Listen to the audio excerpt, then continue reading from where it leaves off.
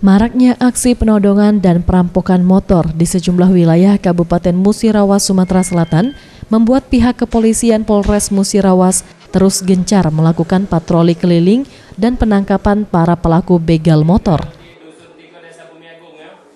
Kali ini pihak kepolisian sektor Muara Beliti berhasil membekuk Iswanto alias Iwan Bedol, salah seorang gembong pelaku penodongan dan perampokan motor yang cukup meresahkan warga.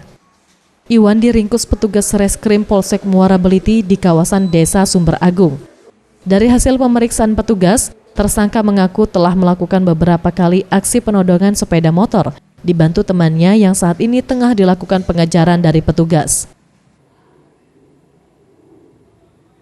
Terkait pasal yang akan dikenakan terhadap tersangka begal motor ini, akan dikenakan pasal 365 KUHP dengan ancaman hukuman penjara maksimal 12 tahun penjara.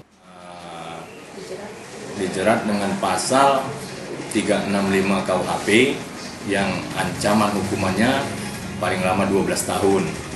Kemudian pelaku ini banyak sekali melakukan penodongan atau perampokan terhadap sepeda motor. Diperkirakan yang sudah kita data itu ada 6 laporan polisi. Itu dari tahun 2014 sampai 2015. Ferry Setiawan, Sriwijaya TV.